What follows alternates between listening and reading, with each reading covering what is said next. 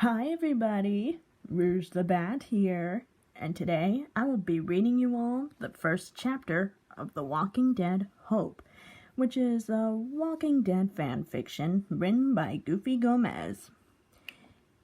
And if you're wondering, we got his permission along with the Shadow Lioness, who is currently reading the last few chapters. Shadow Lioness, thank you very much for requesting this story. And Goofy Gomez, thank you very much for your permission to read your story. Now this is apparently a love story between Clementine and Louis. Ooh, I wonder what's gonna happen. Well, that's what we're about to find out. Let's get reading. Calm down, Clementine. You don't know crap yet. That was what she kept telling herself, pacing her small room.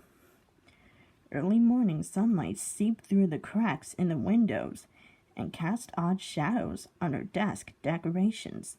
In her 5 years of Erickson's, she's amassed quite the collection of animal skulls, now displayed proudly all over her and Louis's room.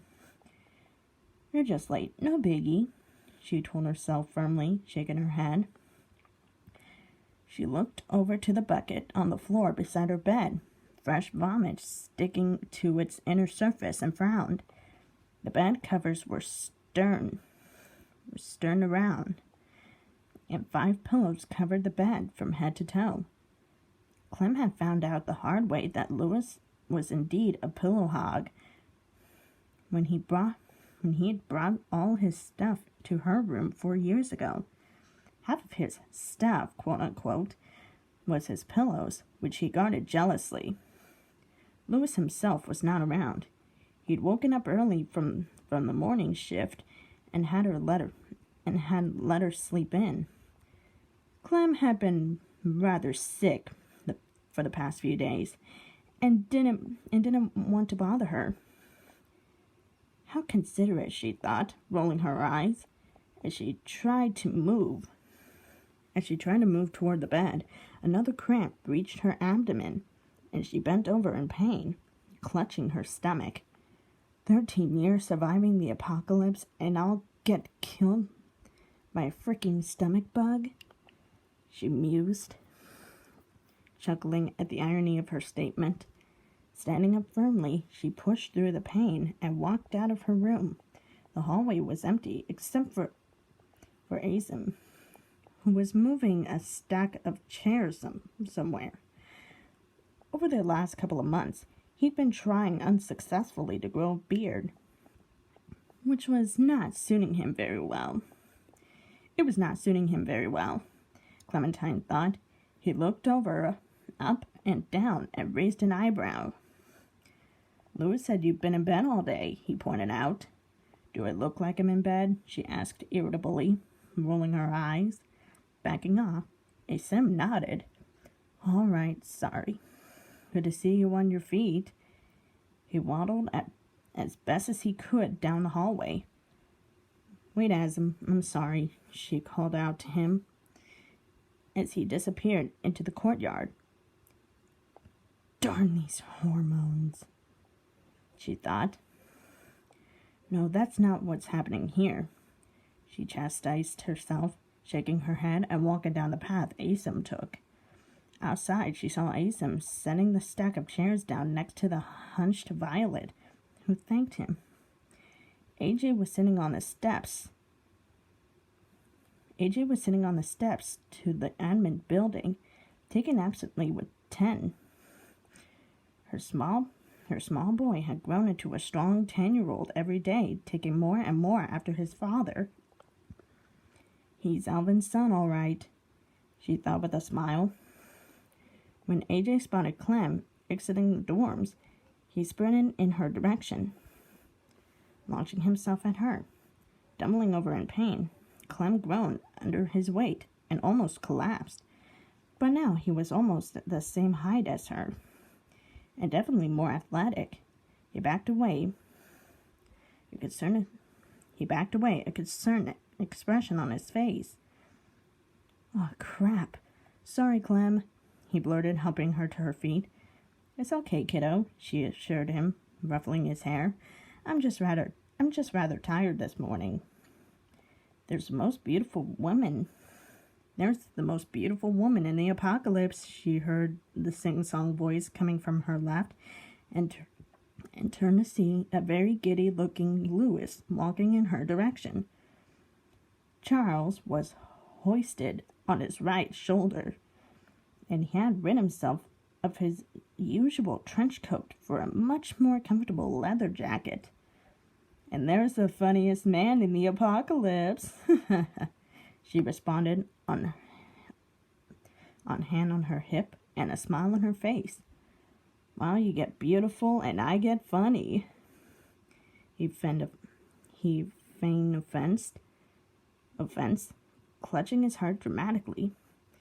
Oh, this relationship feels unbalanced, Your Majesty. Well, you are funny, AJ stated matter-of-factly. Louis looked at him for a moment and eventually nodded. That I am, little dude, he agreed, pulling Clem to him and planting a soft kiss on her forehead. He always joked that they were a perfect match purely because the heights allowed him to do that often, and she would always flip him off. In reality, she really enjoyed it, but she wasn't about to give him the satisfaction.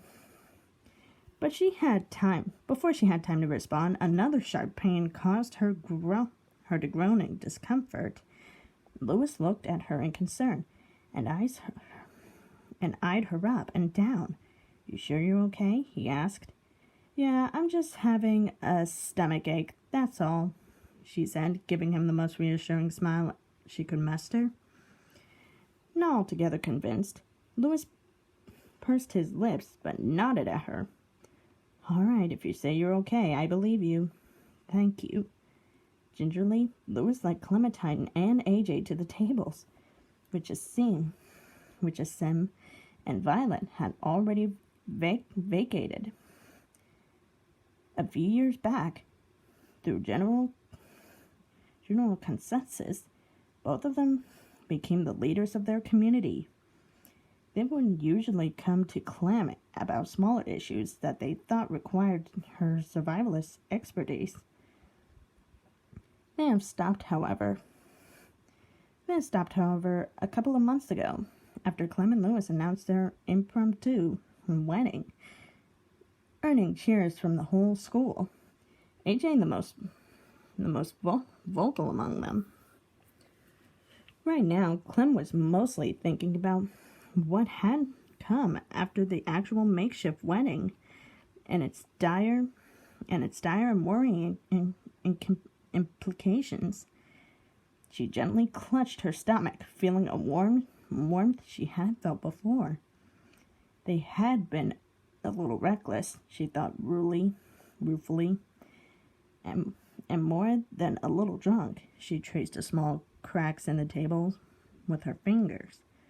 Her eyes followed the shapes absently. Meanwhile, AJ and Louis indulged in light conversation. They were talking about the boy's 11th birthday, which was fast approaching. Clementine hadn't known the exact date, so she and Louis looked at the calendar and decided on a rough estimate. In the end, they settled for January 18th. Her head was throbbing in pain. The sounds of their voices becoming blurs as she closed her eyes shut. Clem, she heard at one point, her eyes fluttering open and searching for the source. She saw both Louis and AJ staring at her with raised eyebrows and blushed. Yeah, sorry, she blurted oddly. What is it? I was just telling AJ that I have some time for another piano lesson with the little dude here. Louis ruffled the boy's hair, and AJ laughed. You okay being out here by yourself for a while? You could come with us and watch me play, too, AJ suggested, his eyes lighting up at the thought. Clementine smiled at him, but gently shook her head. No, I think I'll wait out here. You guys go ahead and practice. And this is where I will stop for part 1. Stay tuned for part 2 of Rouge the Bat Reads Chapter 1, The Walking Dead, Hope.